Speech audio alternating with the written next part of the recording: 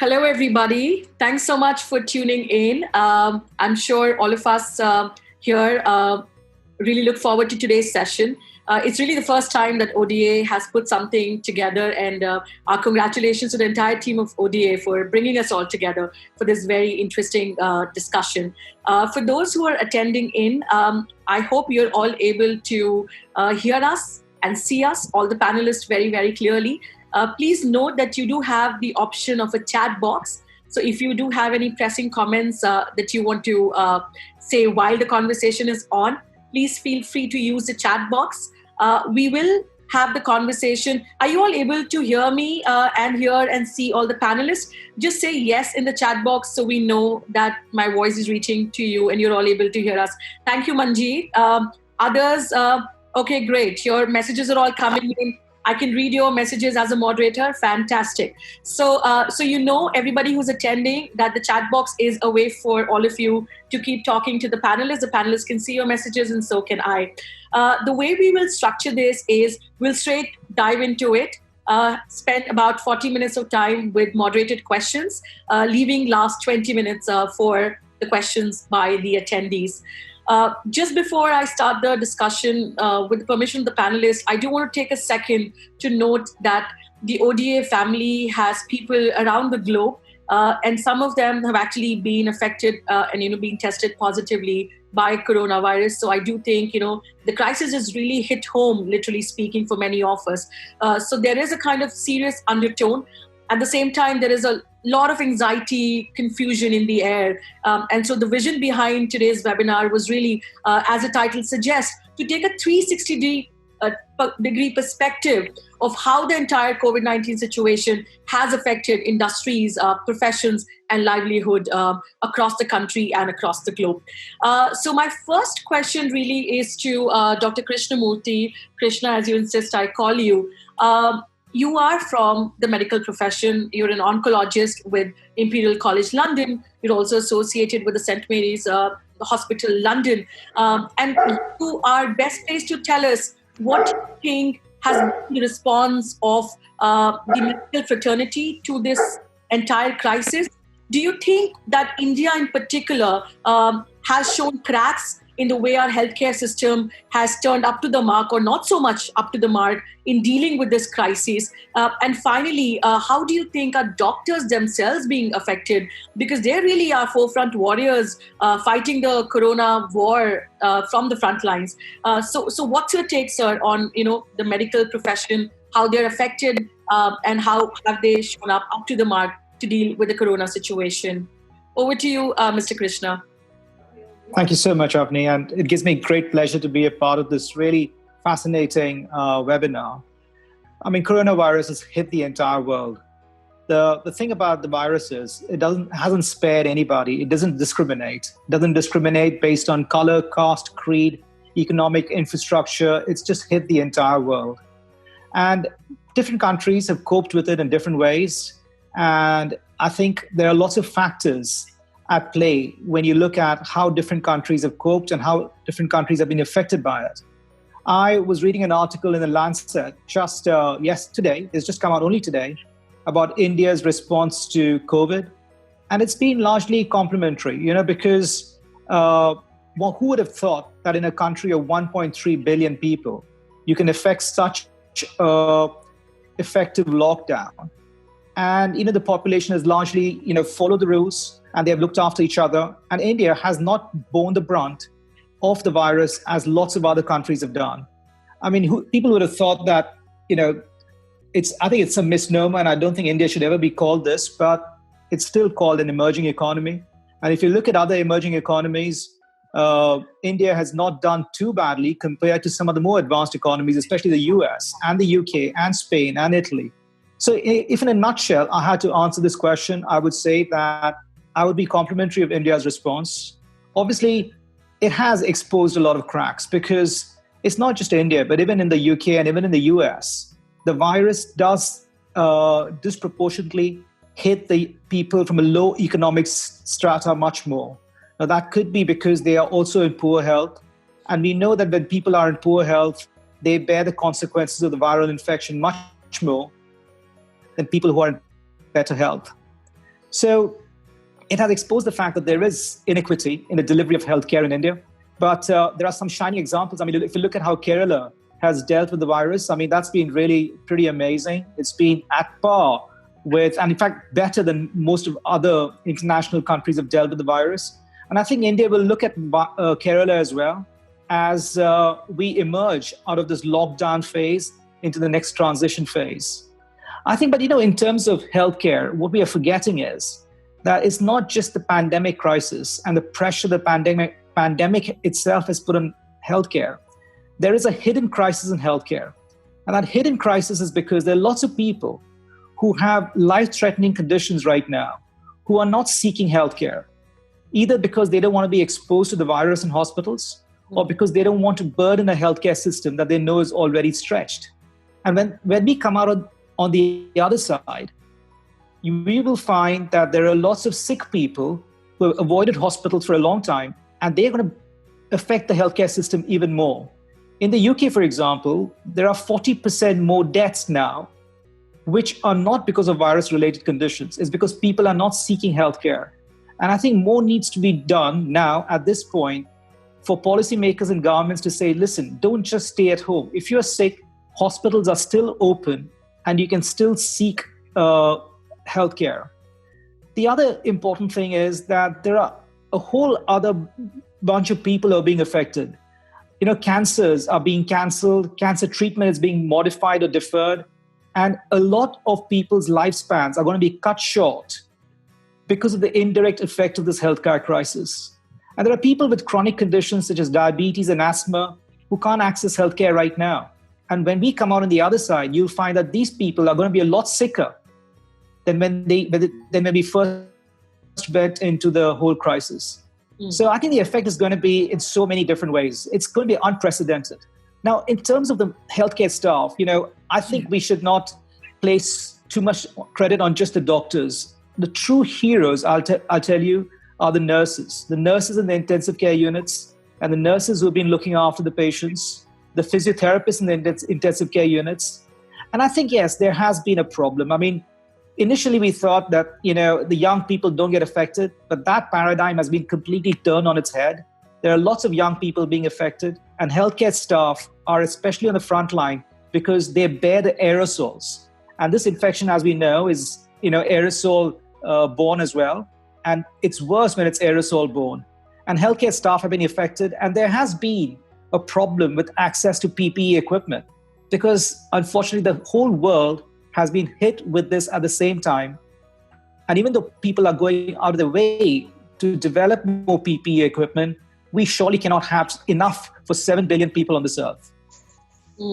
So I hear you, Mr. Krishnamurthy. You flagged a couple of issues there. One, of course, being that of what they're calling the asymptomatic response. So people who are not even perhaps aware that they might actually be carrying the virus because either they're not reporting it or they're already scared of a stretched system.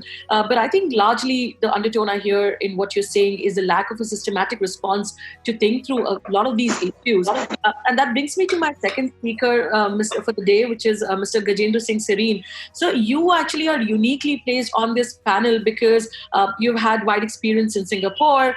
You've also experienced in the US. You have several entrepreneurial ventures of your own.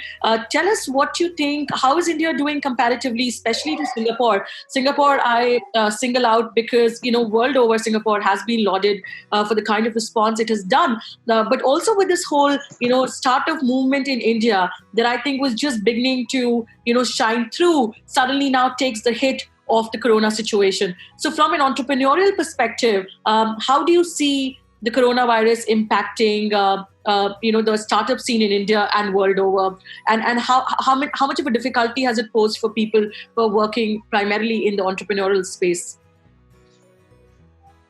You see, I'm trying to think as you're speaking that how do I fix this in a 3-minute window that you've given me, but I'll try and do my best because the startup situation itself is a huge discussion.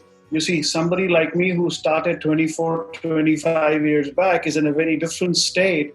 Yes. in terms of evolution of business and in terms of where you are and so on and so forth, versus somebody who's just out of school or college and wants to start now. And, it is completely different. Right. As far as, let's back up and start from Singapore. Singapore being a small place is much more manageable. And the government here has got a fairly good control over things. So they can execute things in a much better way versus America or in India for that matter. It's not exactly a China, but it's not exactly an India also where you got complete democratic chaos. To give you an example, Singapore Airlines has got just about 4%.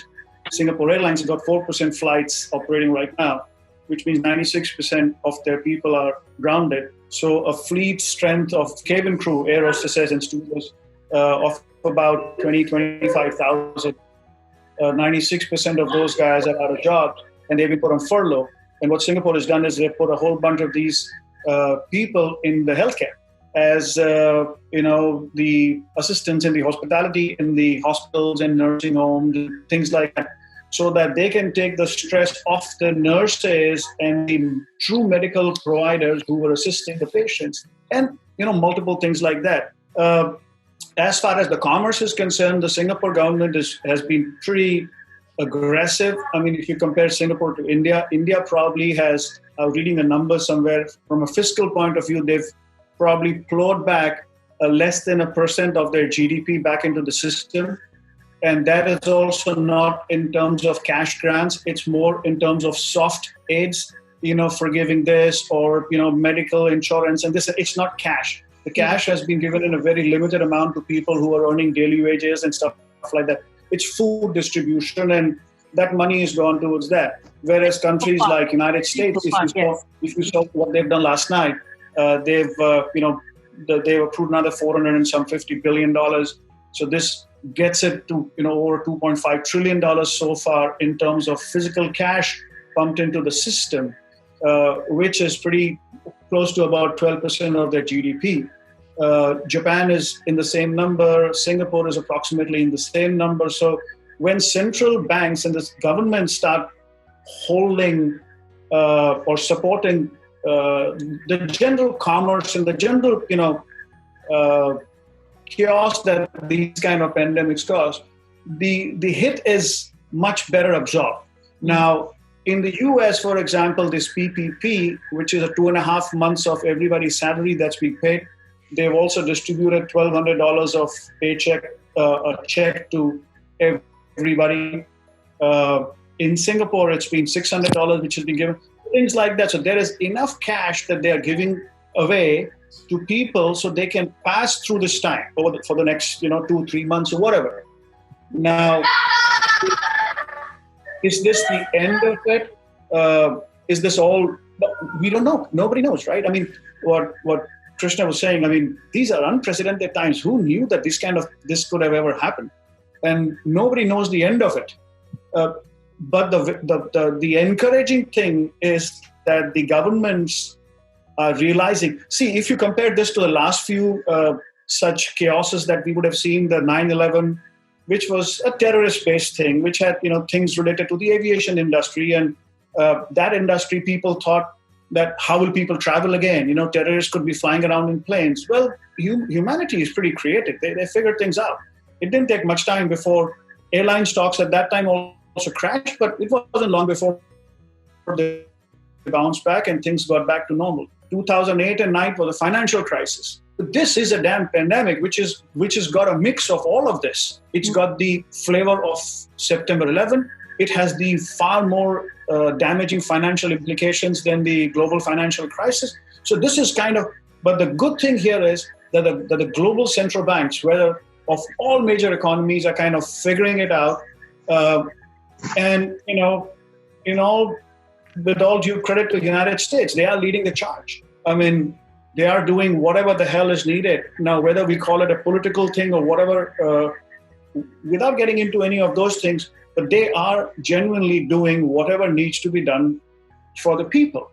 I mean, 330 million people give $1,200 check going to every individual. I mean, we're talking of trillions and trillions, a lot of money there.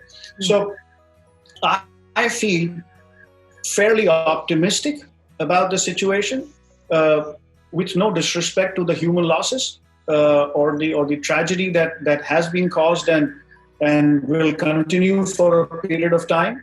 I was talking to some economists yesterday, and they were giving me some numbers. I'm not an economist, so if anybody is watching this, spare me the nail, because I'm just quoting.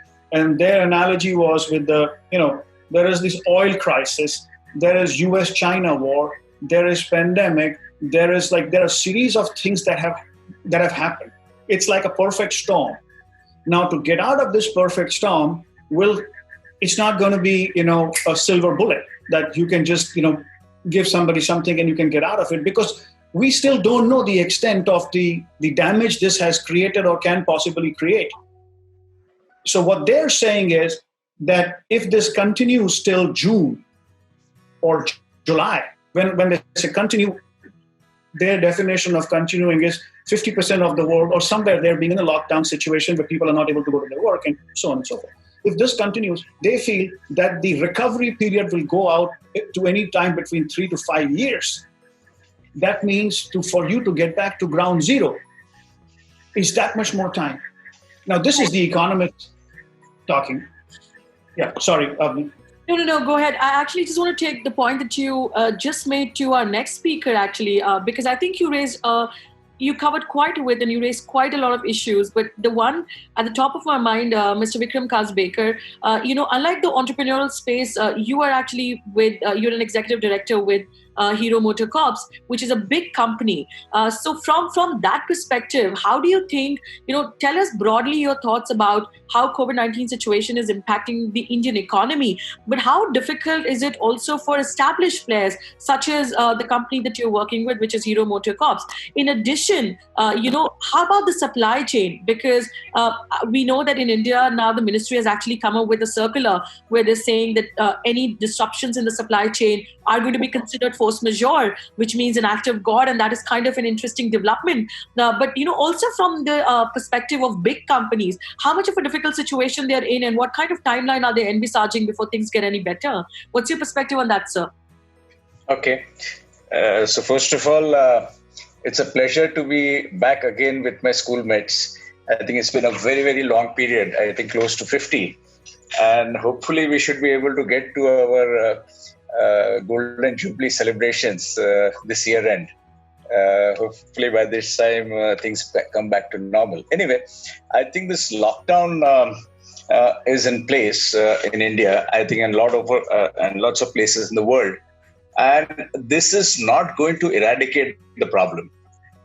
It's just going to slow the pace. So it's important for all of us to understand that this is not going to eliminate the thing altogether. It's going to be here. And this is going to, no government will be able to eradicate this.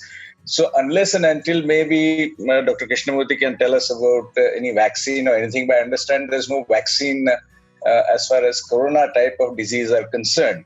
So that's a major concern, but maybe till then some medicine is found out, it will bring out the confidence in the people. But looking at things, it is definitely so that there's no going back to normal. And this is for sure. We'll have to change the way we do our work. It's impossible for us to actually keep on persisting with the lockout also. So we have to find out ways and means to kickstart the economy. And a lot of times the industry is expecting many stops from the government. But in my opinion, it has to be a co-creation that is going to be very, very important. You can't simply depend on the government only to do that. Of course, they play a very vital role in actually working on this. So my take is that the government should look at actually incentivizing the industry and not penalizing it. Of course, there's a lot of notifications that are coming through from the government of India and the MHA that yes, these are not very draconian kind of a thing. You see, it's not a crime if somebody does get infected in the factories. So it's very difficult. But I would say still, as far as the manufacturing and the organized sector is concerned, we are far better well off in the sense that we have got very clear-cut plans about the social distancing, about what PPEs to be used. There's a complete protocol which was made, and of course all government norms are to be followed. But industry itself by itself will not help. The front end and the back end both have to work simultaneously. What I mean is the retails must grow. At least we should go in a graded way that the retailers actually start selling the products. That should be valid for all industries. Of course, everybody has to follow those norms. And also the supply chain industry has to work, because people have, by and large, as far as we are concerned, paid in the month of March. I think April also should be fairly decent. But I do not think this can be persisted for long. So it's very important that we slowly start kickstarting the economy, but of course in a very, very cautious and disciplined way. And many of these things have to percolate down to the people in the way we look at it. E-commerce, etc., will be a part of the thing. Everybody will have to now innovate and look at out-of-box thinking as to what we should do differently. I found some good inputs from Gajendra about how the Singapore Airlines staff is being utilized for healthcare. So it has to be, we have to think differently. And important is we need to find and co-create solutions with the stakeholders, and which is a part of the government as well as the overall industrial fraternity. So I think hopefully we should be starting and kickstarting it slowly and steadily, so that the whole ball starts, the whole wheel is jammed. So it has to gain some momentum and it has to start rolling. And so just a very quick follow-up question based on, the question and answers. I'm looking at some of the questions that have been sent to all the panelists, and I'm going to just keep picking, especially the ones that kind of relate to what you're speaking. And one specific question that has come up is, do you think that there's going to be a particular impact on the retail industry? Do you think that the retail industry in particular is going to be hit in a big way? Or do you think that not necessarily the impact is going to be across industries in more or less a similar ways? Or are there standout areas where you think there is more of a concern as compared to others? See, today, the most important aspect as far as industries are concerned is they will be preserving cash. So capex and spending will be curtailed, and industries have to preserve cash, because in today's times, cash is king. So I think the same would be valid for all the people. So in my opinion, initially to start with, the consumption and sale would be quite subdued. But going forward, I think there is a big pent-up demand. Particularly auto industry has been in the dumps for a long time. And thanks to the regulations and other things, the costs have definitely gone up, not only for the four-wheeler, for two-wheeler as well. But one thing is certain, that this pent-up demand has to come out something. When is a big question mark. So the rural economy has done very well. The Rabi crop is excellent. Now the Kharif sowing has also started in the country. So that way the work is, going on. Difficult to say how it should unfold in the coming months. But definitely for the next few months, maybe till the festival time, the demand is definitely going to be subdued. But we are very positive about the future and the outlook, because auto has always bounced back. Right. I'm from the auto industry, I'm speaking on their behalf. So they have always bounced back from very difficult periods. Right. But the bigger supply chain, I think, Vikram, will get affected majorly, because what is happening in food, I think, is an important aspect. That food is going to be a major issue, because what is happening in the US right now in the Midwest, because of supply chain disruptions, people are very happy burning their crops and claiming the insurance versus selling the crop. Now, if this happens, if that crop is gone, that crop was supposed to go somewhere for something. And if that chain is disturbed, it's not that tomorrow if somebody gives you money, you can plant it again and have the crop. Now you're 1 year later. And disruptions like this that is coming, whether it's oil or food or any supply. So the supply chain, it's not just the industry. I'm also a part of the auto industry, but supply chain across industries will get affected. As far as the pent-up demand is concerned, everybody expects that that will come up, and I'm sure it will. But the supply chain interruptions are going to be a huge thing, which today we can't possibly see, because we are only seeing what inventory we have, what raw materials we have. But if one goes back, there is going to be reasonable disruption. Very true, Gajendra. But at least the positive part in India is that the goods movement is allowed. And they have given permission for the agriculture labor to also start. It's only the transportation of these people which is a challenge. Yes, the granaries are full. So I am quite hopeful that we should not be having this kind of a problem in India, at least. And if the monsoon prediction is good, I think things should look better. Yes, food is going to be one of the major criterias. And I think the granaries are quite filled up to feed the country for a longer time. And on that point, sir, I think, it's a brilliant gateway to our next speaker, Mr. Narendra Damodaran. Sir, you're the Executive Director of Pradhan, and you've worked extensively with people in the rural spaces and livelihoods. So tell us more about, I have two specific questions in mind, but please feel free to add if you have additional points. But my two immediate concerns are, for a long time now, India is debating that whether there should be some sort of, financial cash transfer scheme, especially to the most vulnerable in the society, so people who are below the poverty line. Do you think that it is time? And we know that both the major political parties in India at one point or the other have promised that. So why not bring it on, especially at a crisis like this? Do you think that's going to help? Do you think that's something that will change the situation? And more particularly, also, if you or anybody else on the panel could talk and throw some light on specific challenges faced by the SMEs, social and medium enterprises, because they are very uniquely placed and they're really the ones who are worst hit. So in your experience, what do you think, how grave is the situation, and what possible measures from the government could help alleviate some of them? So you will have to unmute yourself, Mr. Narendra Damodaran. Yeah. Thanks. Can you hear me now? Can you hear me? Yes. Yeah. So again, very, very happy to be here and to be among old school friends. I can see some of my classmates are also there in the attendees there, and some senior people also who I respect a lot. So it's a great opportunity. Thanks to all of you to arrange this meeting for us. I work with this organization called Pradhan.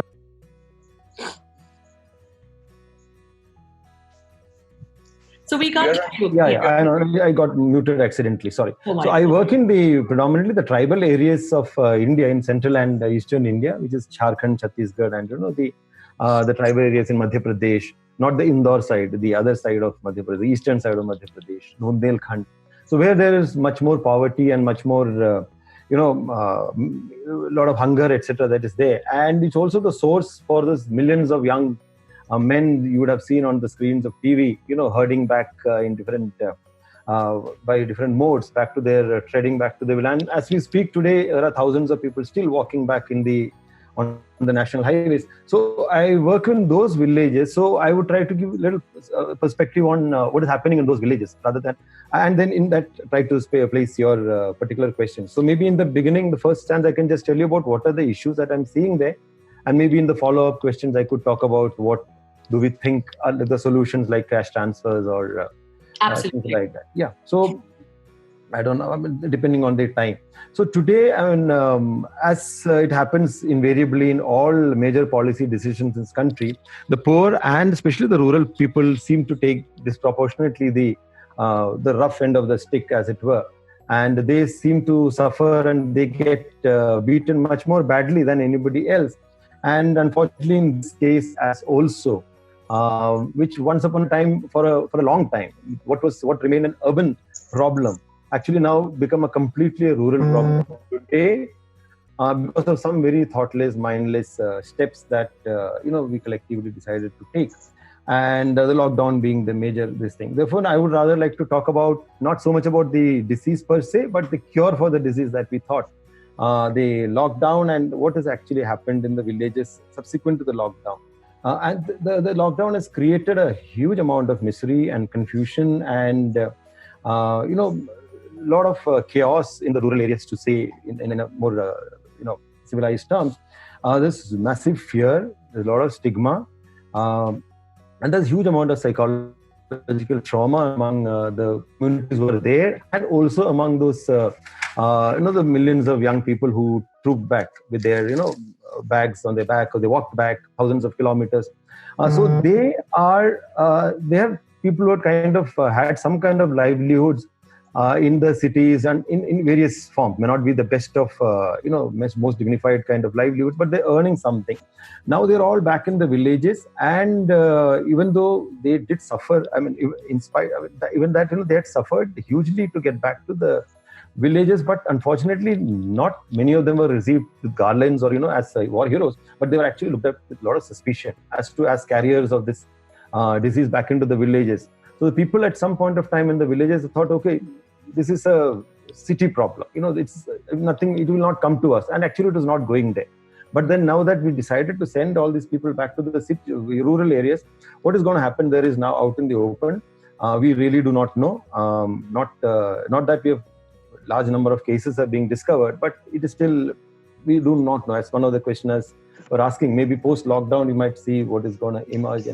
And of all these people who return back to the villages from the cities, about 10 or 15% could be in quarantine homes, and rest of them have just went and mingled with their families and into the villages. So this is one kind of situation that happened in the rural areas right now, and they're all just sitting there. They have nothing to do. They are a big load on the local resources. They have absolutely no cash in their pocket. They're terribly frustrated. So we created a big issue there. Second, what has happened because of, again, the various partial messaging that happens, the panic messaging, the partial messaging that happens due to the various ways, and not necessarily the mainstream media reaches the villages. It reaches surely, but not all the messages really reach as it should be reaching regarding social distancing or regarding the various norms and protocols that one needs to follow. Most of the messages reach through WhatsApps and in the rumor mongers and the rumor mills. So you get what you get is partial messages or incomplete messages, or even pure, improper or false messages. So that creates a lot of problems. So there is a lot of misconceptions about this disease itself. That it's not that everybody is going to die because of this, but basically there are certain people who are more prone to this, and others might get it, but they will come out of it. 80% do not need to really fear in that sense, but that is not the way it is turning out to be.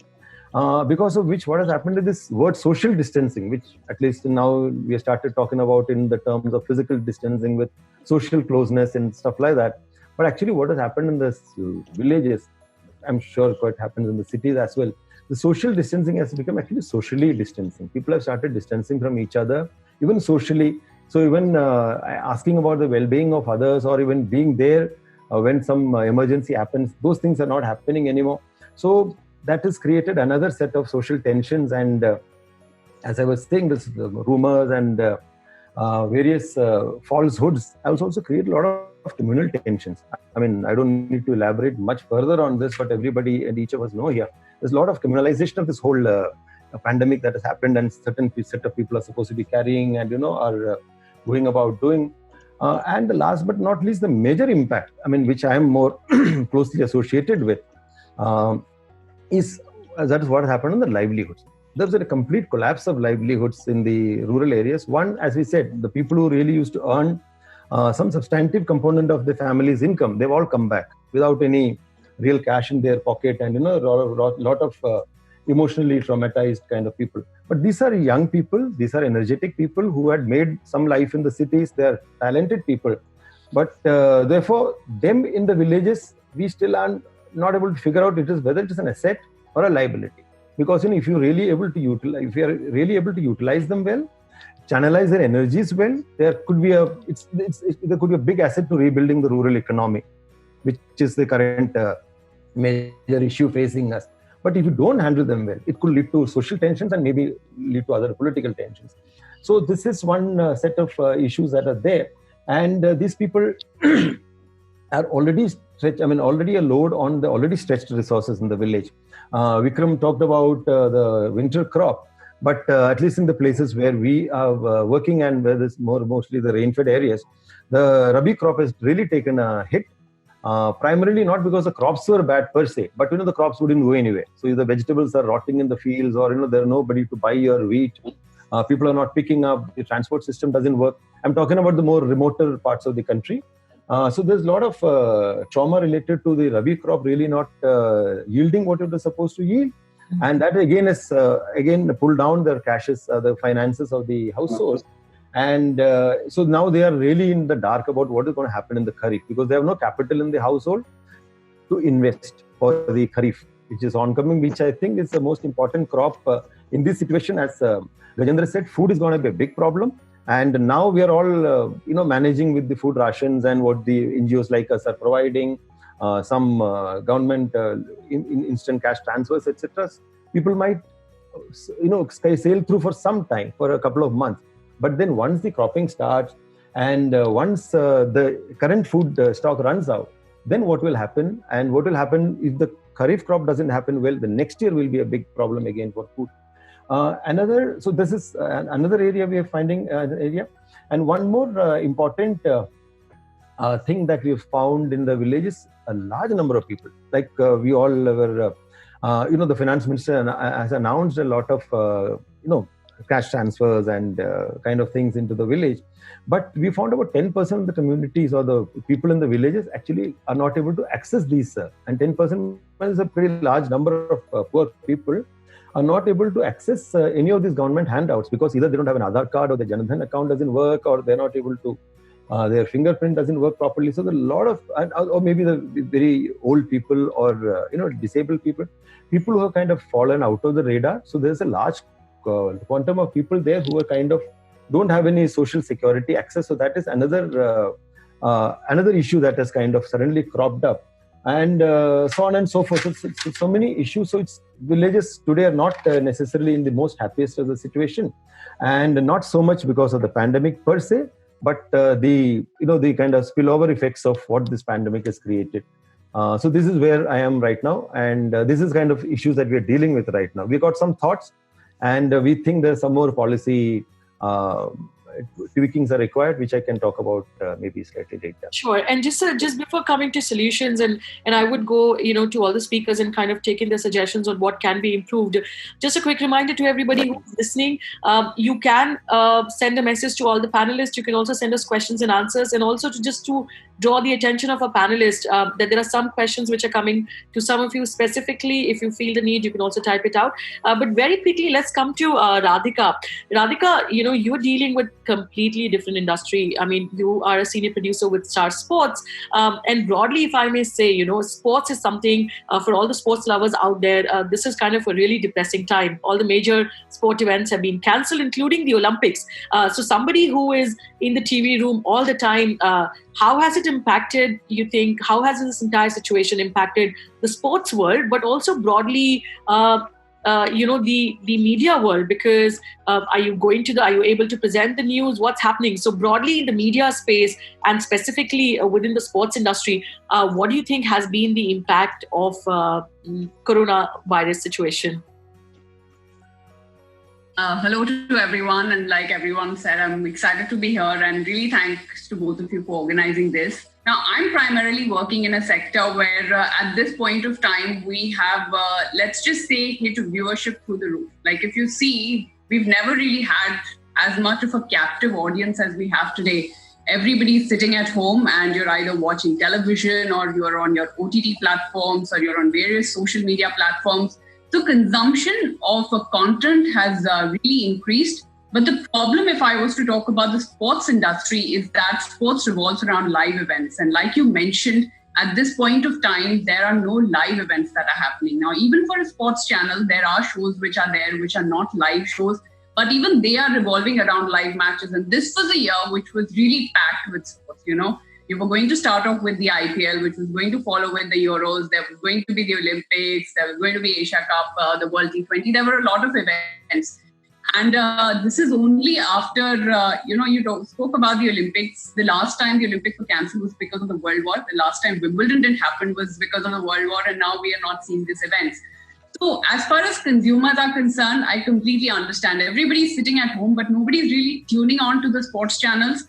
The sports apps, if you see, all your Cricinfos and your Cricbuzz, BBC Sports, all these apps have seen massive decline in terms of people hitting those apps, tuning into the websites because there are no live sports. So it's a problem for the consumers. It's a problem for us as broadcasters as well, because for us to create content without live matches is very difficult. What we are doing is we are doing reruns of a lot of matches, and we are using technology which, like a work from home model, really doesn't work for the broadcast industry. But in this time, I think one of the positives that has come out is we have tried to say produce a show on a Zoom call. There are presenters are sitting at home, and this has become a studio. So that is one of the innovations that has come up. But I think there are massive challenges for athletes as well. You know, I don't think professional athletes at any point of time have sat at home for 3-4 months and not played any competitions. I'll give you a very small example. When Mahendra Singh Dhoni was supposed to play the World Cup last year, there were a lot of, former cricketers who come out and said that the problem with him was that he was playing just one format of the game, and he wasn't involved in competitive matches for long durations. So for an athlete to sit at home for 3-4 months, 5 months, I don't know how long, and then come back and play, it is going to be very difficult for them. It's going to be very interesting to see how they come back, what space they are in. And also one of the biggest challenges for sports at this point of time is that even if we look, say, a French Open, say, has booked a September window, and if we do have a World Cup, or even if we have an IPL, there's a big cloud, there are a lot of questions about having sports without spectators. Now, for sports to be without spectators, it is very difficult for an athlete also. There have been various people, including people like Sachin Tendulkar, who've come out and said that we can't play without crowds. You know, imagine an athlete. There have been people who've come out. Imagine a Virat Kohli playing there. So many times they look for the audience for that appreciation. They look for the audience to pump them up, when the team is down. So it's going to be very challenging for them. One of the major reasons Wimbledon was also, cancelled is because they clearly said that we cannot have matches closed doors. Even though we did have a few matches closed doors before the leagues around the world were shut, that is not a model that either, the leagues or even for that matter, professional athletes are very kicked about. That is one of course, the big concerns, that even when sports do return, when it is slightly safe for them to return, because there are people it's not going to be completely safe, and playing without spectators is seriously going to be a big challenge for all the professional athletes. Yeah, but do you think that the sports, the major ones that the world is hooked on to, are going to move online anytime soon? Do you think that's going to happen, or do you think there are any other large-scale changes or even small changes that may happen with the whole online buzz going on? For example, I mean, I know personally speaking that as far as the education sector is concerned, I think they've been very open to adopting technology. So, for example, even in India, most of the top colleges have already gone online. But how do you move sports, which is has such a physical element to it, online? So how do you think that transformation is going to take place, if at all it's going to take place? That's a very interesting question, because there's something called esports, which for a very long time has been trying to, in fact, get into the Olympics as well. So esports is nothing. They're basically video games, but there's a massive industry as far as video games are concerned, and there are professional leagues which happen around the world. You may find that stuff like PUBG and League of Legends, and by the way, there are competitions that are played. They have billions of dollars that are invested. There are professional people who play these video games. Now, that is one thing which could, of course, look at probably becoming more televised, and that is something that can still be played at, from remote locations and be televised. Another thing which we can look at is which is happening right now. Now, NASCAR is the Formula One for America. It's a racing event which happens. Now, when this lockdown happened and the leagues had to be stopped, NASCAR is doing an e-race right now. So basically, professional drivers are sitting at home and playing that video game, and Fox Sports actually televised that. And even Bundesliga, which is the German football league, they are trying something similar.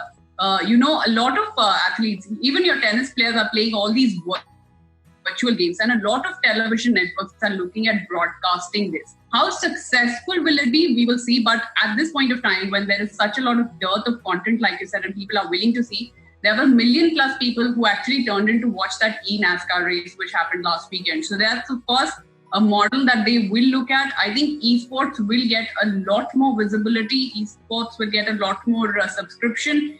And maybe they've been trying that Olympic sport that they've been really trying for a long time.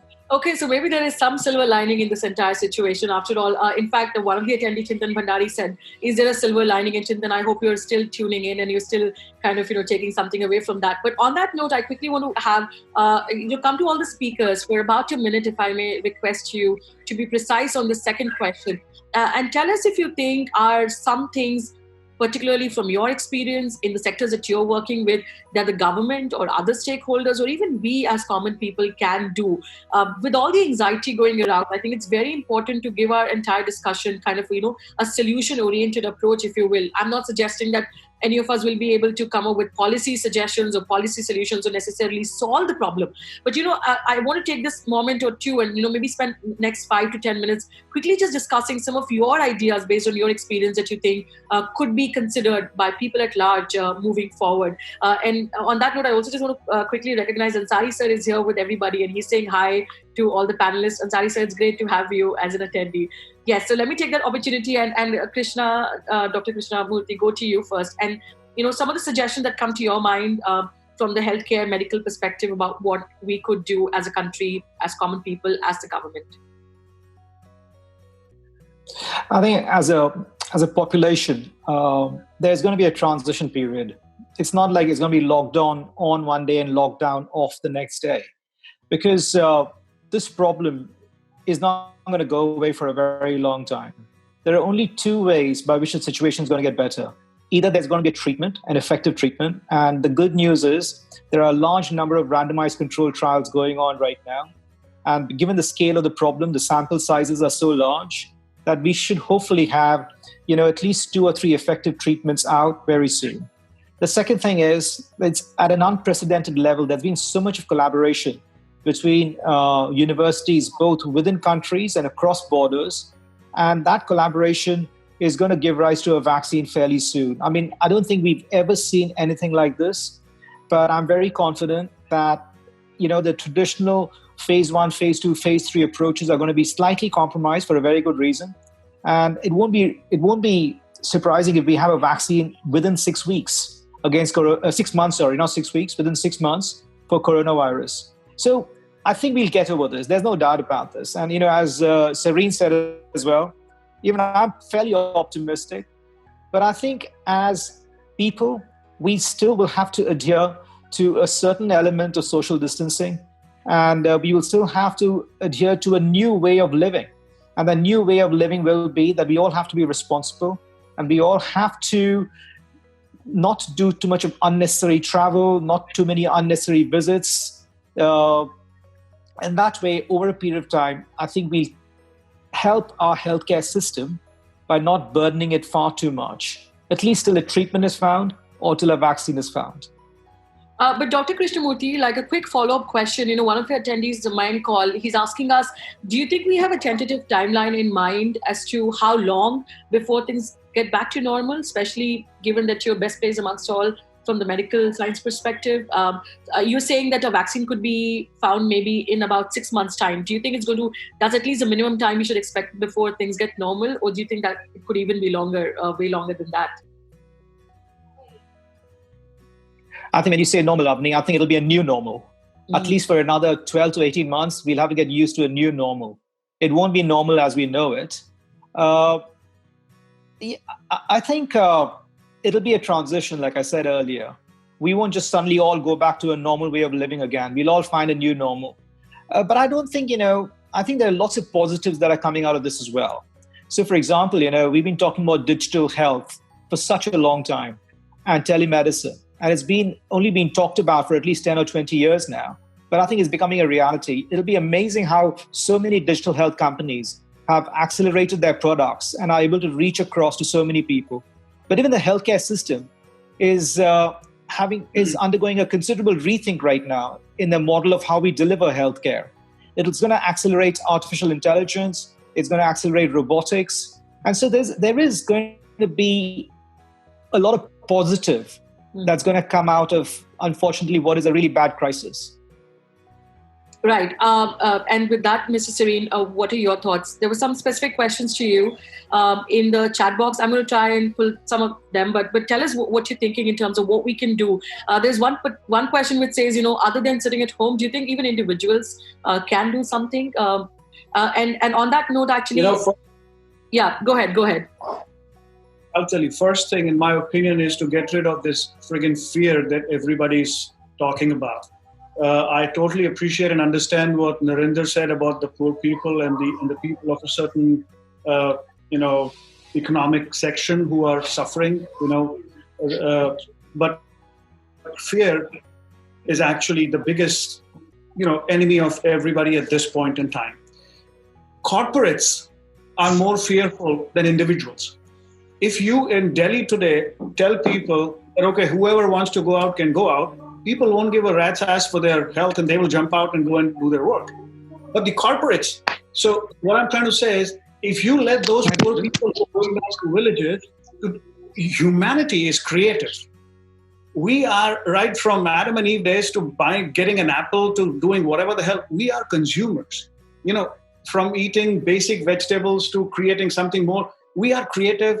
Humanity is creative. Humanity knows how to survive. We are not designed to die. We are designed to survive.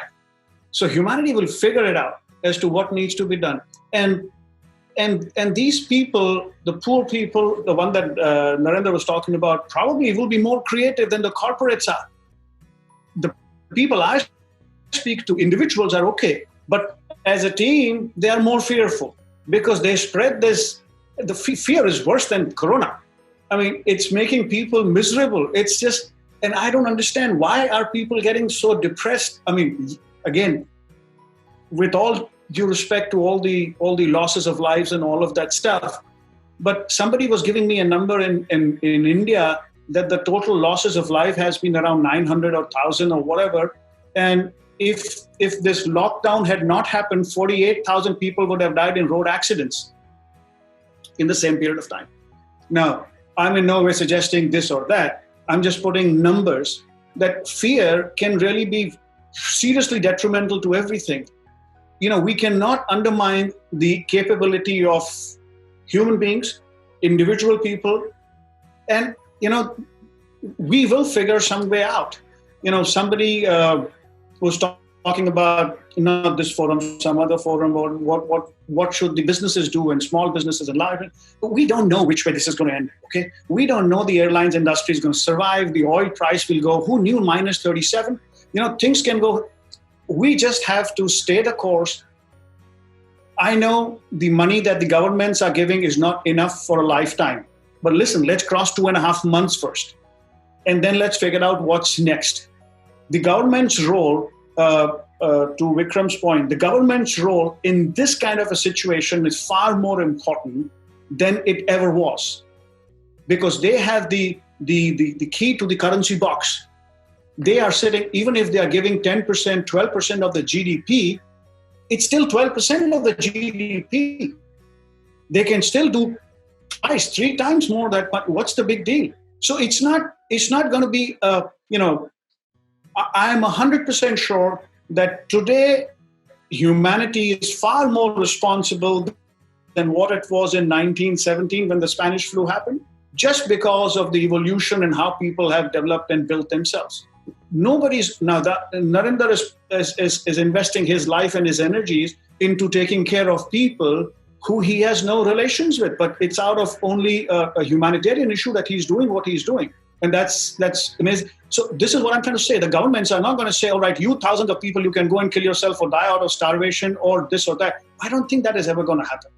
Governments today have the capabilities, power, resources to take care of their people. And once they, and that trend is already in motion. That trend is already in motion. So I'm 100% sure that people like Kichu will figure out a medical solution to the problem. People like Narendra will figure out as to how to feed the people and how to make them turn around and come back to where they're walking away from. Vikram is going to start putting his from people who are walking them onto bicycles and people who bicycle ridden to motorbikes. And Radhika will keep on telecasting sports things without I sponsor a few golf athletes. And this has been an ongoing thing for the last many months now, actually, since actually January, when they were supposed to play a tournament in China and that got cancelled and so on and so forth. That why can't we have, without spectators, how will the sponsors react to it? So actually, sports people are nothing but entertainers. They claim Dhoni and the rest of the gang, no disrespect to that community, they're entertainers. They are supposed to entertain you. You pay for them, right? So, and who pays for them actually are the sponsors. So if sponsors back off and we say we don't want to pay a sponsorship because the spectators are not coming to watch the name or Sahara or whatever it is written over here, then, and that's where, so as long as we are convinced or the commerce is convinced that this can work, they bloody well will play. It's not their choice. They will come and perform. There is a golf tournament that is happening in, I think, Phoenix next. They have announced that they will still do it in June, a PGA tournament without the spectators. And there was this hoo-ha about all the PGA players. And when I'm talking PGA players, I'm talking Tiger Woods, Phil Mickelson, Justin Rose, that community. And these are billionaires. And they're coming and saying, it's not the same. And, how can we sink the putt on the last hole without the spectators clapping? All right, this is the new normal, as Kichu was saying. Now what are you going to do about it? Play or not play? So there is no choice. Do you think people will risk their lives to come and watch you jokers play? Are you nuts? No. You will bloody well play and people will watch you from home. You want the money, you don't want the money. Yeah, so it has to be. It's great to have an optimist and a diehard optimist at that on the panel. It's fantastic to hear. But just before moving to Mr. Vikram Kasbekar, I actually want to come to Mr. Narendra Damodaran because I kind of have a hunch that maybe he's not just as optimistic as Mr. SAREEN, or maybe he is, especially from the people he's working with. So tell us your views. But also, Mr. SAREEN, just very quickly. So in India, actually, we have about 25,000 people who are confirmed cases right now. Slightly more than 1,000, but I get your broader point about this not being as bad as just all the tragedies that in India, at least, we are used to suffering and hearing the numbers of. So, Mr. Damodaran, to you, do you agree with Mr. SAREEN about the optimism he has? I think we all should share that optimism. One thing, before we go there, is you have 25,000 cases because you're not testing enough.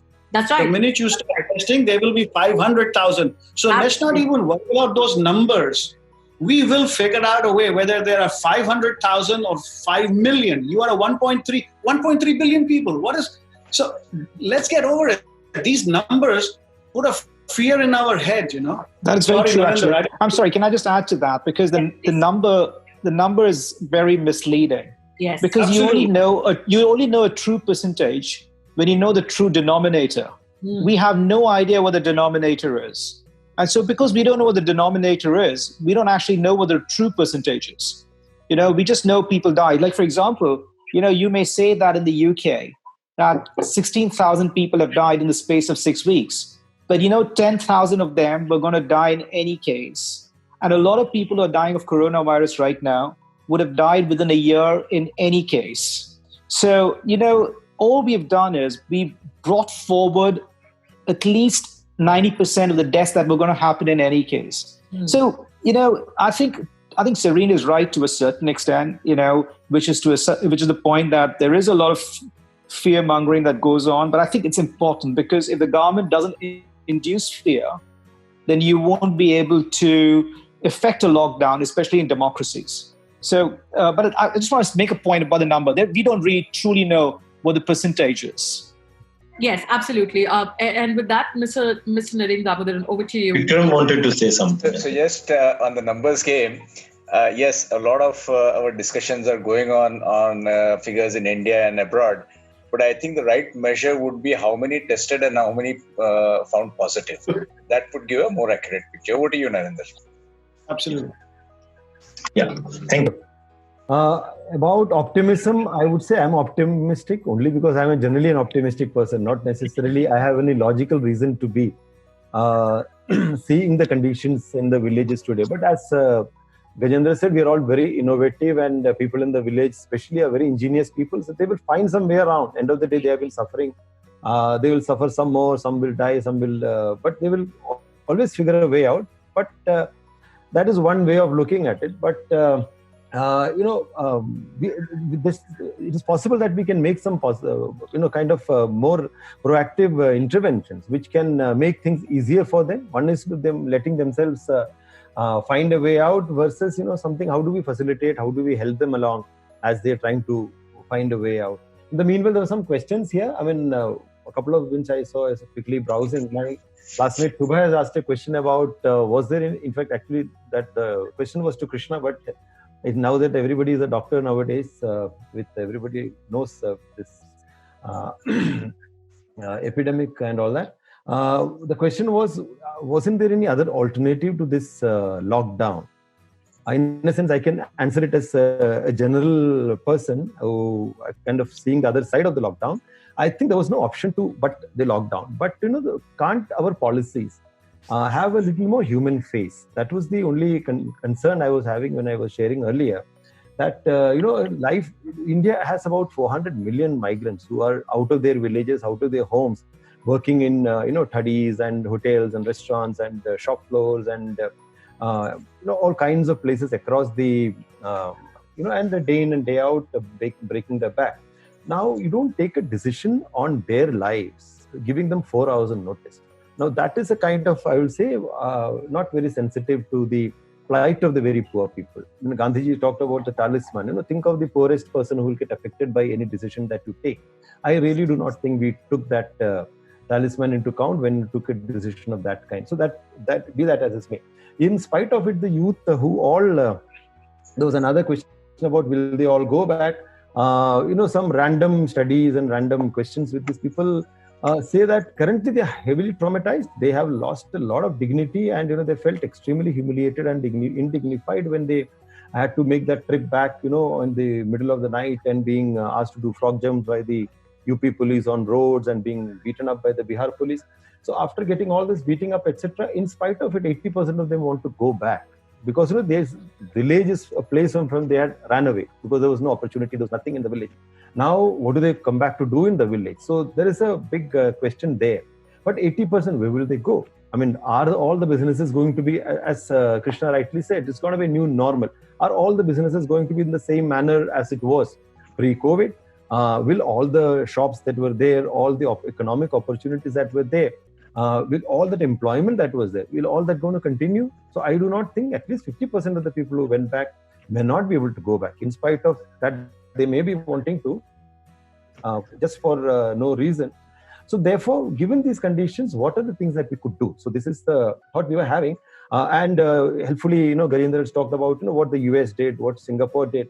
Similarly, we should be trying to do something, something akin to some higher percentage, maybe 10, 12, the different numbers, different economists bandy about some higher order percentage, pumping some real serious money into the rural areas, because that I think is very important. So whether it could be cash transfer, it could be food transfer, it could be in the forms of working capital, it could be in the form, but some or the other, pump money and of the order of at least 10 to 15 lakh crore over the next couple of years to really recapitalize the villages. Now villages got, and especially with now 100,000s of young people sitting there, a huge amount of capital required to do various kinds, move a lot of startups into the village. So facilitate how can more and more startups and more entrepreneurial ventures, etc., come up in the villages. For that, you have to generally spruce up the village economy as a whole. So you need to really pump in serious money, which doesn't exist there today. And there are various ways in which you could do it. MG Narega is a big, very important scheme, and all the civil society organizations like us, we really hark after that program. But that needs to be seriously financed, and there are a lot of bottlenecks in terms of payment, who gets the payment, what time it takes. So there's a lot of reforms to be done there. But there are multiple ways in which you have to pump in cash into the village. That will be one important policy reform that we require, and a serious amount of it, not this 1.75 lakh crore, which is actually just survival money that will see through the next 5-6 months. And after that, the food or that immediate little cash is over, then they will be back to square one as they are today. So they pump in a lot of money. Second is, as we said, this young people are there. They need to be skilled up. So so they have skills which are akin to whatever they're doing in the cities. They were maybe working on various industries and various shop floors. All those opportunities may not exist in the villages. So they need to be reskilled. They need to be counseled. There need to be a lot of this rural skilling. Things have to move back into the villages. Now they cannot be urban oriented now. They have to be kind of reverse. Rural oriented skills program is another important thing that we think should be done. Another new normal we find is the social distancing. Now this is going to be there for some more time. I think it is not going to go away very fast. So, but if people are not allowed to gather together, village markets will not work.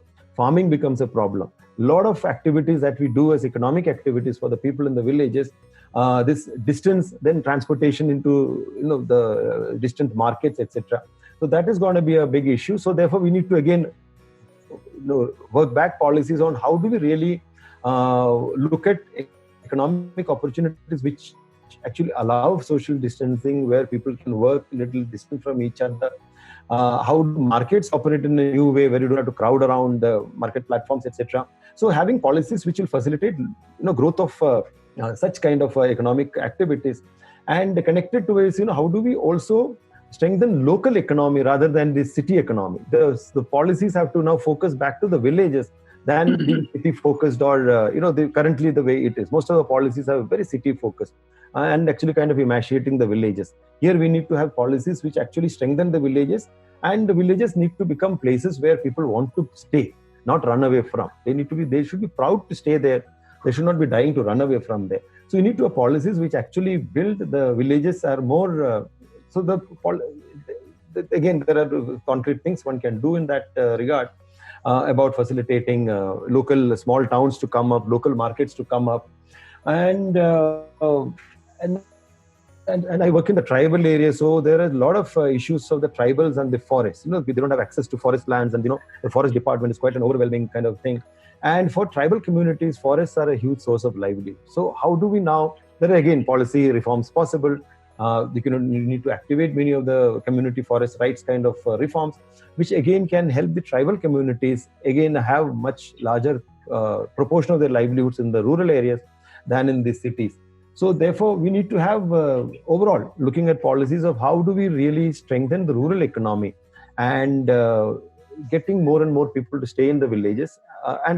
Otherwise, when next pandemic comes, you will have a repeat of all this happening. So let us accept the new normal and try to create something more positive for our villages. That's very comprehensive. I have to say that's very, very comprehensive. And I think you've outlined kind of, a series of policy measures that the government could take. And I think, people who are attending, they're all from different batches, experts. I hope everybody's taking note, especially to points that concerns their sector. Mr. Kazbekar, coming to you very quickly, tell us what you think could be some of the policy measures that the government could take to alleviate the situation, but also if you think that there are things that we as individuals, companies in our different professions can do. And I'm particularly thinking, as part of HeroCorps, that companies in India are required to do what we call the CSR, corporate social responsibility. In the COVID-19 wake-up, where there's a PM Cares fund, and there are Chief Minister's funds, and there are 100 different funds, and of course there's a pressure on the industries and big corporate houses to kind of contribute more towards CSR. Do you think that companies are going to kind of go forth and do it more aggressively, openly, or do you think the industries facing the crisis as they are similarly might actually not be the best place to look at for possible solutions moving away from the government? So let me start with what some of my panelists also mentioned. I'll also say the normal is dead, and let that sink in very well amongst everybody. But yes, hope is very much alive. And I do agree with SAREEN also that I'm positive. I'm positive because things are changing. And things are changing that gods are no longer in the religious places. They are in the hospitals and health workers and police. So that's the norm of the day. He did mention crime, deaths have come down. I will say even the crime has come down. And pollution in Delhi, all my throat problems have vanished. So I'm able to now take ice with my whiskey. So yes, the AQI has gone down to less than 75. So it's a wonderful situation which is happening. But of course, that's not the solution to all problems. The whole thing which comes out through is we need to actually have a very dynamic approach. This is a disaster, and we need to have disaster management. Most of the boards do review the risk management committees, independent directors look at it. But yes, this is something that nobody had, at least we had not looked at it. We did look at certain disasters which would come into place, but not such kind of a pandemic. So yes, now this is going to be the order of the day, and we'll have to think about it. It has to be a very dynamic management which has to take place. As far as the government is concerned, I think the biggest challenge for starting the industry would be the question of working capital. So this is something that we have to kickstart. Everybody has to learn to live with less. And I think profitability should not be the question now. The cash flow will be more important. How we are able to churn quickly will be very vital. So one of the things I feel is, yes, working capital is going to be a big challenge. Moratoriums have to come into place so people get some money and kickstart. Because obviously the banks will not loan because NPAs will rise. And it will be difficult for them to get money. But I think those who are associated with larger organizations, such kind of things need to evolve and get through, without which, the whole system will not start rolling. And once it starts rolling, it will definitely churn out. As far as the CSR and other activities are concerned, I think all the corporates who are profitable, I'll not single out anyone, they are doing, I think, exceptionally well. They have sort of committed crores of rupees to the PM Relief Fund, as well as the local state funds, as well as a huge amount for the well-being of people, at least. So CSR is something which people are looking at it. We are also contemplating that the government can take out a policy that maybe the next 3 years CSR can be put through, because most of the CSR budget would have been over. And whatever was the performance last year, that much budget would be available. Yes, there are a lot of CSR activities which need to be sustained, which is already carried out, and certain balance will have to be created for that. So I've seen many things that is happening here. For example, our industry is churning out almost about more than 15,000 food packets a day across all our locations. And I think that's the most noble thing that we can do. And we started this long back.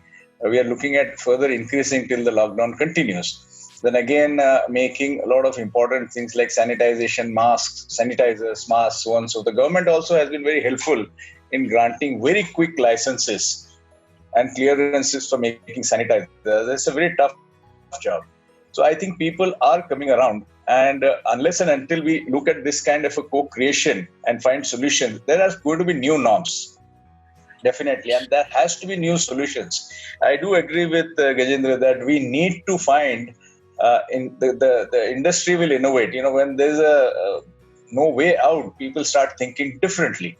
And I'm a positive person. I'm sure that we will come out. In fact, industry has thought a lot of it about how we are going to start our operations. Not just us, but the front end and back end also. So like this, many of the people are really looking at it. When we look at, let's say, particularly in the auto sector, we look at zero defect. Why can't we look at zero infect? I mean, this is a challenge that we have to face and come out with. And the new norms are going to take place definitely from handshake to namaste. And on that, Just one, Vikram, I think you need to, from a large corporation like yours, I think you need to get a little more aggressive on the government in terms of asking. Globally, the governments are stepping in and buying, even in the US, they started buying junk bonds. They've started buying, all kinds of BBB rated bonds from the company. So it's not, they are putting stop losses on all banks. So if NPAs will rise, the government has to step in. 100% NPAs will rise. But so what? This is the time for which people have been paying friggin' taxes. Definitely. So I'll be more specific now. So number one is I think we need to create very, very clear protocols for restarting of the industry. I did mention it very briefly that the government should incentivize, not just in terms of monetary or economic package. Let me tell you what is being done. Let me tell you, Vikram, what is being done here in Singapore. So for SMEs, up to a certain level, say you are say $100 million revenue level, up to $5 million, they've said that there is a free, not a free, a soft loan for a period of 5 years at a 1% rate of interest or whatever, which is 90% secured by the government. That means in case it becomes an NPA for the bank, the government will take care of that. So they have assigned $8 billion for that. And such like that, they've given $1 million to SMEs for immediate cash flow requirements, again, which is back 90%. And so has US, and so has UK, and Kichu would know that. And so unless the government kind of steps up their act and jumps in lock, stock, and barrel, and corporates kind of get rid of their own fear of asking, and oh my gosh, what will happen? It's not going to happen, because this is disaster at such ridiculous proportions that unless the government steps in, corporates cannot do anything right now. How much of cash flow will a corporate have? How many months? How many years? Your cash flow is, it's never unlimited. It's the government which has to step in, and it's the corporates which should actually, yesterday they approved $75 billion in the US for hospitals. $75 billion. This is not the testing. That's another $25 billion. So unless the government comes in with bazooka like that and supports the whole commerce, people won't be able to come out of their situations. Now, Narendra, the point on what you mentioned about the villages and all, I was speaking at a conference a couple of months back, so this is fresh in my mind. In 1911, they say in America, the Industrial Revolution began. So when the big tractors came in the farmland, the farmers thought this is the end of their employment, because now where the hell are they going to go? So when automation comes in, people think they will lose their jobs. Now, COVID is not an automation, but I'm just trying to put comparison over here, that it never happens like that. The skill sets improved and the farmers started using. So if there were 1,000 people working in the farmland, they were, big machine, but they were able to do much more things. India is 60% apparently, still an agriculture-based society, and it will always remain like that.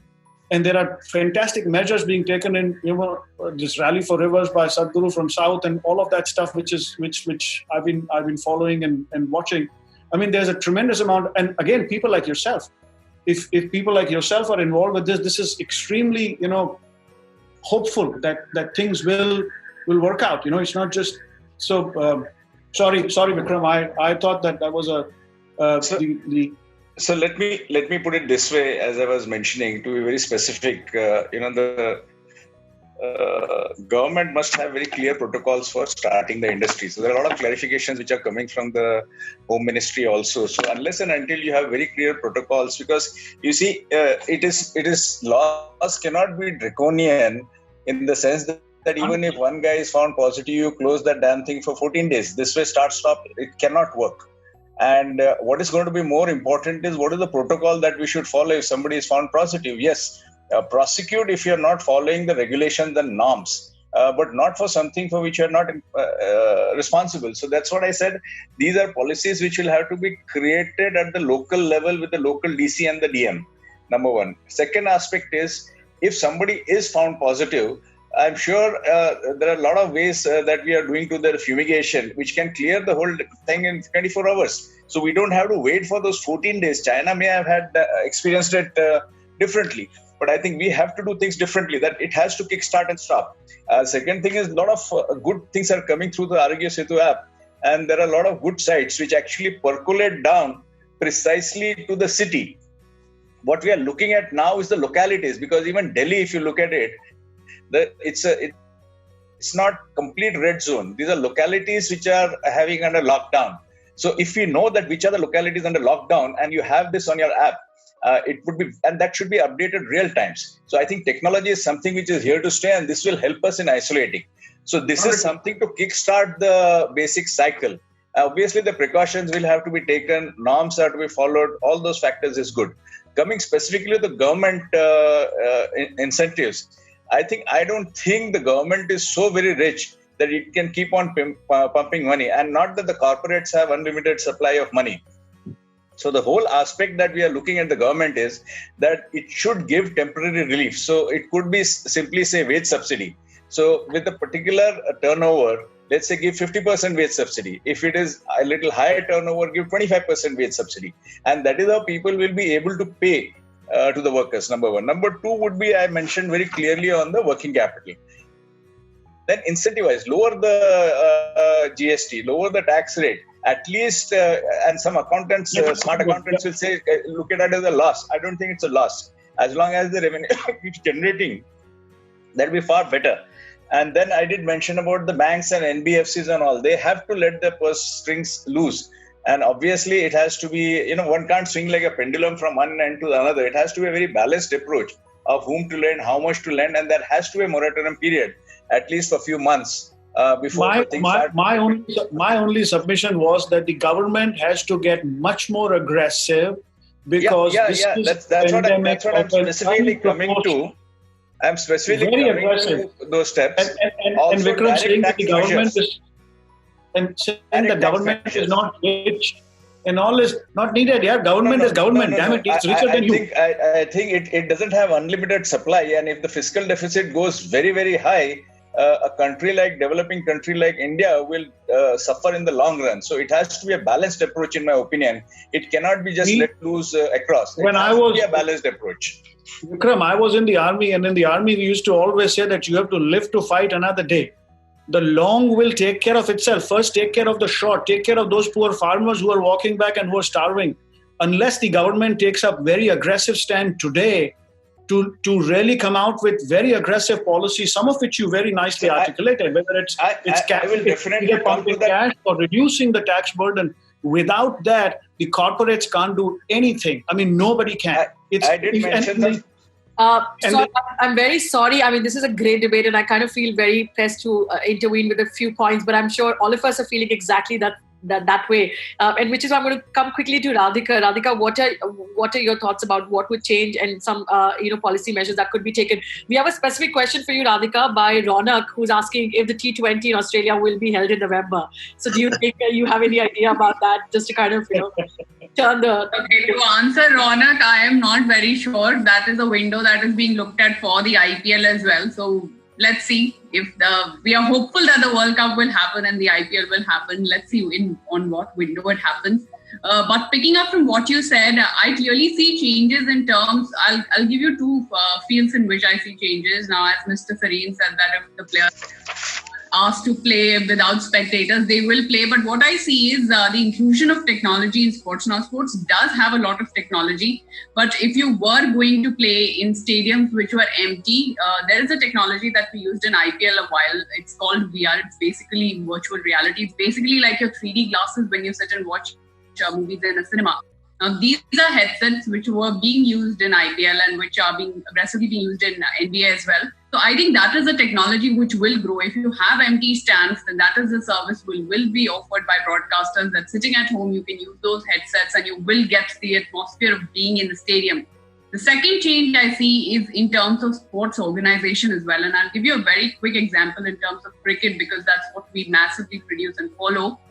In cricket, when you play, the bowlers generally use a lot of saliva on the ball to shine it, to give them some sort of an advantage over the batsman. But that is being debated now. They are saying that it is not something that is probably not going to be allowed, because at least safety-wise, for the next couple of years, you don't see this crisis going. So now what the Cricket Council is looking at is ball tampering, for which a batsman like Steve Smith was actually banned for a year. They are thinking of legalizing ball tampering so that athletes, the bowlers, get some sort of an advantage while bowling to batsmen. That is in terms of organizational changes. You're going to see that. Also, there are going to be very different approaches as far as sports, say an individual sport like a golf or a shooting is concerned, to a team sport like football or cricket, where you do play in terms, but you can still maintain some sort of distancing. To a contact sports like, say, wrestling or kabaddi, they are going to find it way more difficult to come back. So there's going to be differences in terms of organizing different types of sports. And clearly, like everybody said, there is going to be a new normal for sports as well, maybe without spectators. And even in terms of the rules that are there and the way games are organized, that's going to change post-COVID. So thank you very much. And I think perhaps a sign of a good debate is one that leaves us with more questions and answers. And I'm very thankful to all the panelists. I'm sure all of us are going full gun blazing, but we do have limitations of time.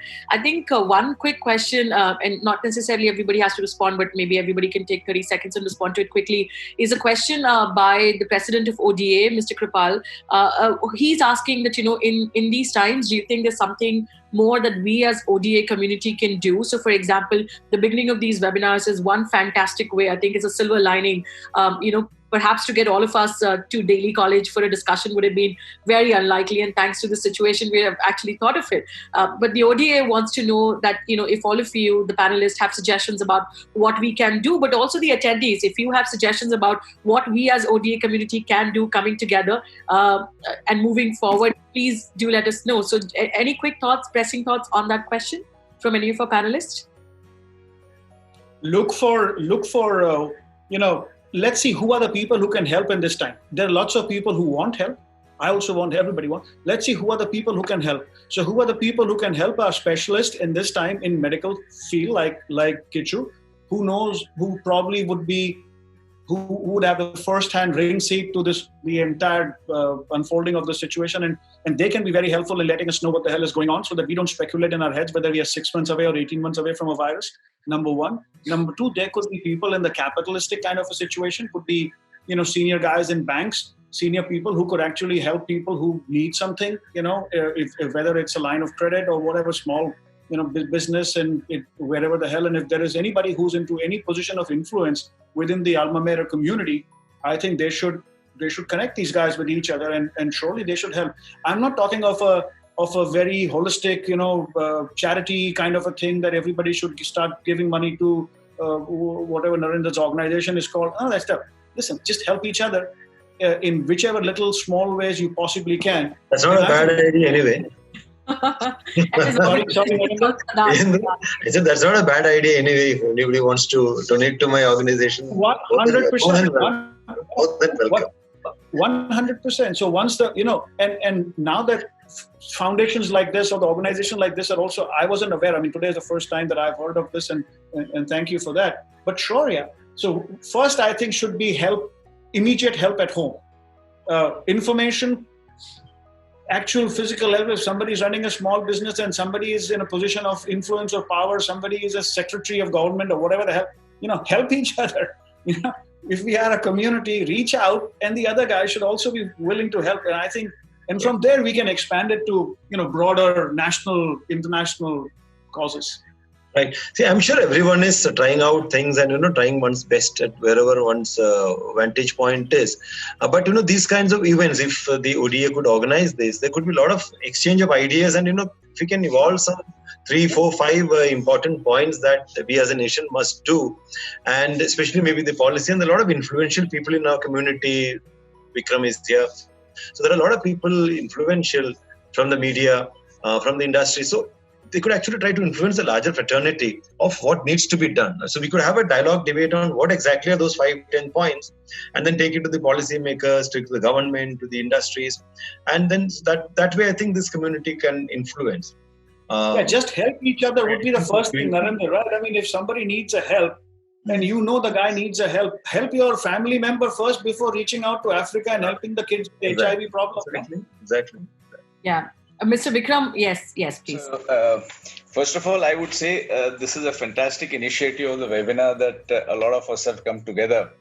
And I think that way we know each other well also. So very specific suggestions and things can come through, because not just this 100, 150 people who are here today, but it's a much larger fraternity. And I think with this series of seminars, a lot more communication will happen, and we can reach out to each other for some very specifics. Now, my only question is, in such times, one is to work in advisory capacity and one is to work in performing capacity. I think we need people on both the sides. Yeah. And that is something that we can synergize and do and add a lot of value. I would welcome any kind of suggestions from a lot of people, and would definitely like to give suggestions to Narendra also and Dr. KRISHNA also. But what we are looking at right now is the spend is something that should go more focused way towards actually preventing such kind of pandemic. So maybe a medicine which could prevent it, or the vaccine, as you said, 6 months away. So that's going to be the key success factor. And whosoever is there in the fraternity, if they can contribute to that, that'll be most welcome. Thank you. Kichu, you should correct yourself before they bloody nail you for if you don't come out with a vaccine in 6 months, okay? Well, I think it'll be unprecedented. If there's a vaccine out in 6 months, it'll be unprecedented because that's never happened before, you know? But I think it will happen. Not saying he's going to come out with a vaccine in 6 months. That's what my point. Right. It'll take at least 2 years, isn't it, Krishna? Well, no, you know, we thought it'll be about 12 to 18 months. 12 to 18 but, months. you know, they're already starting so many trials. They're fast-tracking the process. So basically, a vaccine being developed, it's not so much the science of it, but it's the actual research that goes into then releasing it for public use. And a lot of that is regulatory. So if you can fast-track the regulatory process, you should be able to do trials fairly soon at a very large scale. So I think it'll be September, October. We might see the first vaccine. But again, you know what? We are in completely uncharted waters. This virus is also not even behaving like a traditional coronavirus. It's probably even mutating. And you know what? We are all looking at China and Korea so closely because a second peak in China and Korea, it casts a very big shadow on the rest of the world. Because we may all now cheer and say, you know what, the peak is over. But I think we're going to see a few smaller peaks going forward as well. So we are in completely uncharted waters. And if anything we can all do is we all take responsibility in terms of asking ourselves, do we really need to go out? Do we really need to go to work? Whatever we're doing, can we do it from where we are?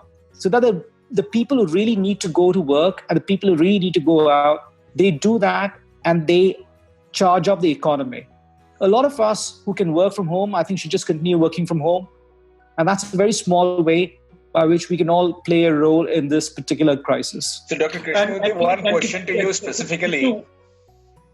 Sorry, please, Vikram. The immunity part, those who are infected, amongst them also, some of them require hospitalization, some are very badly bedridden.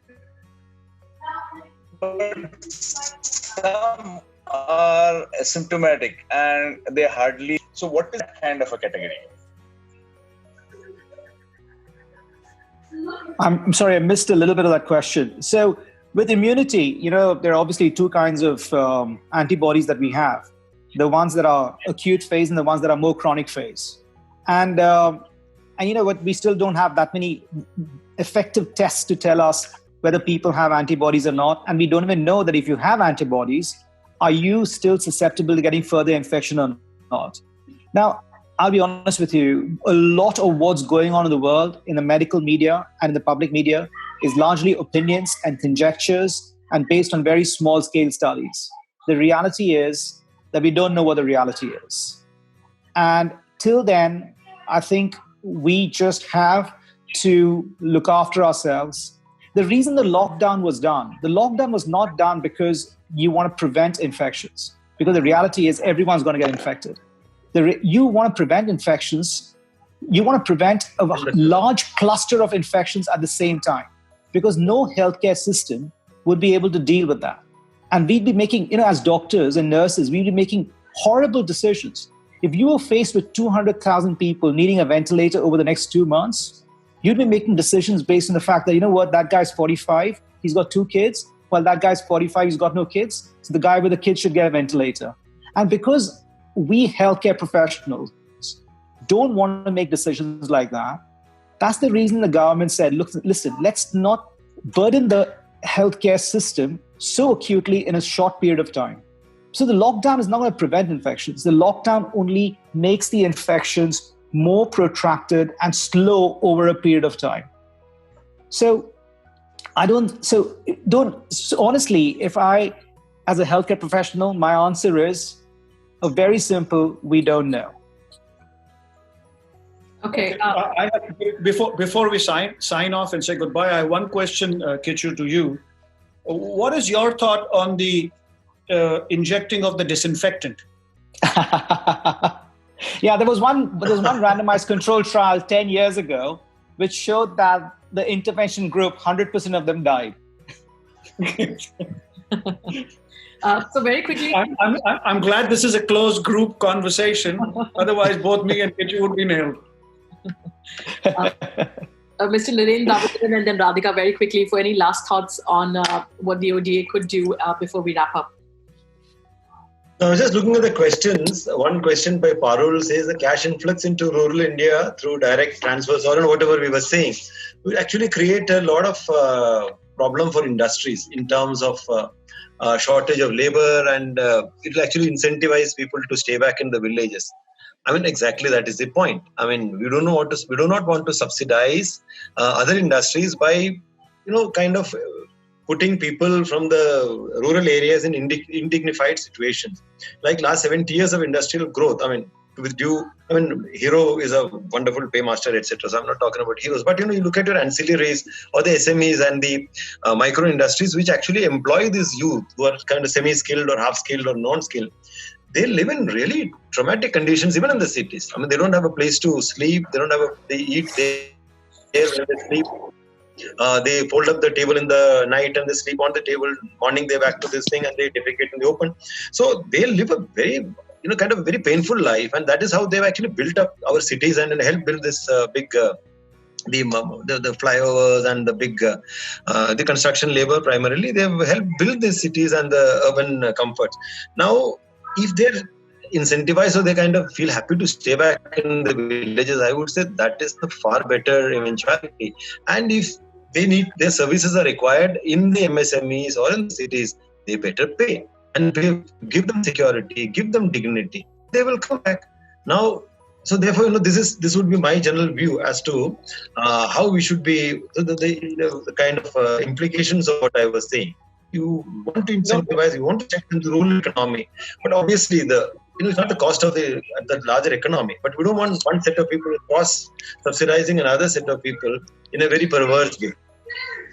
It's actually, Narendra, comes down to the responsibility side of things. In Singapore, there has been a recent spike in the number of cases, and most of these have come from the construction workers, migrant workers, who are predominantly from India.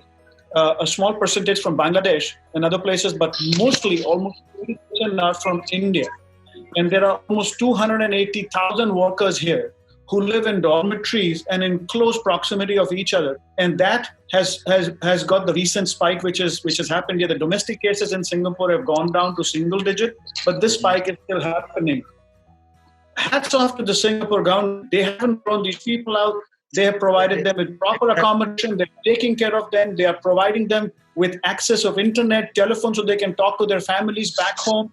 I mean, this is what I think the Indian corporate needs to learn, exactly the point you're saying, that we all need to. So when we talk about new normal, it's not just commerce or social distancing. It's also going to be social behavior and respect for each other. And a worker is in no way inferior to anybody else. It's not going back to the communist kind of a logic, but the fact of the matter is that the guy is as much, and the Prime Minister of Singapore comes on television every now and then, and he says that we can't thank these workers enough because without these guys, our train systems would not function, And we want to assure their families back home that we will do all we can to take care of these guys, give them the top quality of medical treatment, accommodation, food, even money to send back home.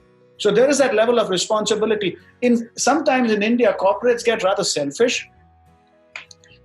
It's all about them, and that's kind of messy. No disrespect, Vikram, but generally, so I'm saying that as this is going to actually level the playing field to quite a bit. Hero would be a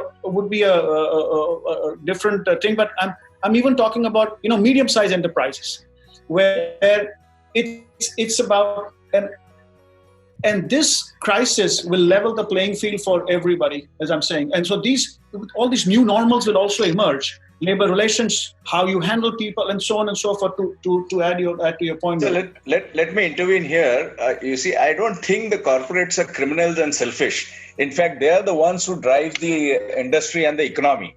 And it is very essential. Yes, there are some unscrupulous players, but I think a few should not be mingled with the masses and the larger thing. They have contributed definitely for the growth of the nations.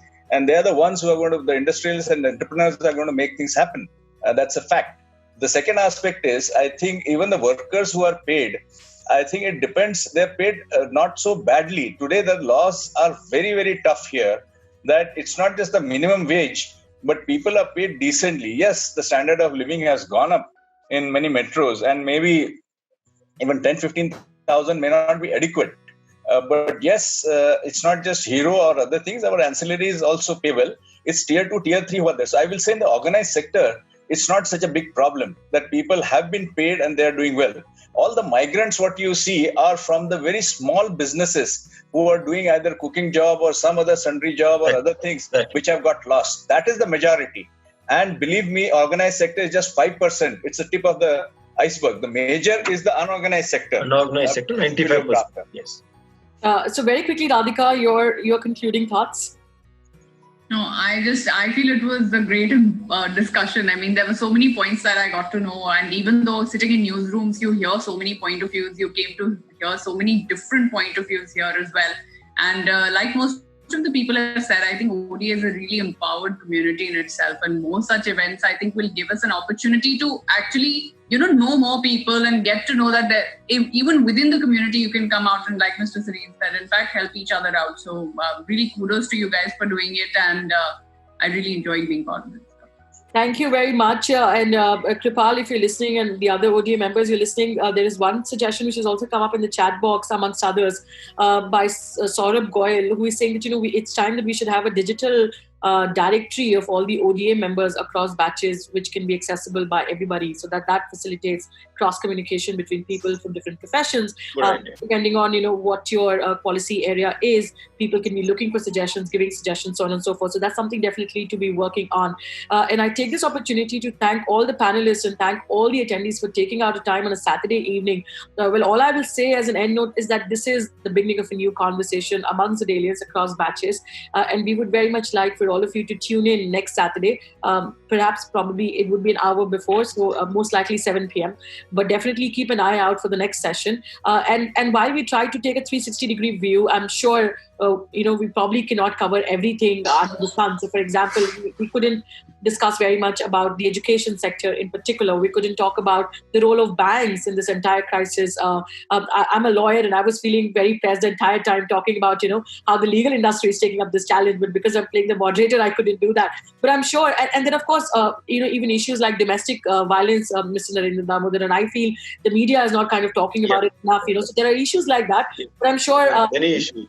Yes, so I'm sure we've done a good job in terms of having a wide array of topics covered in this session. But this should be the beginning of a new series, and we will try and meet every Saturday with all the attendees, with all the panelists, and different set of panelists, different set of experts taking on a variety of topics. So with that, thank you very much. And as you say, we can go on, and I kind of feel like all of us will be happy to. But then while we go on, it might be just a disincentive for people to tune in on the next panel. So thank you so much for your time, and have a great evening. Thank you very much.